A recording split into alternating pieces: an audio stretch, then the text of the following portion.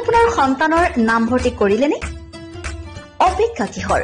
স্বৰ্ণোজ্জ্বল গৌৰৱময়ী ইতিহাসেৰে কঠোৰ সাধনাৰ অবিচলিত পথেৰে দশকজুৰি মানৱ সম্পদ গঢ়াৰ শুভ্ৰ ধ্বজা বহনকাৰী ঐতিহ্যমণ্ডিত আমগুৰি মহাবিদ্যালয় আপোনাৰ সন্তানৰ বাবে হ'ব পাৰে উন্নত শিক্ষা প্ৰদানেৰে উজ্জ্বল ভৱিষ্যত উপহাৰ দিয়া এখন পলসুৱা উপত্যকা।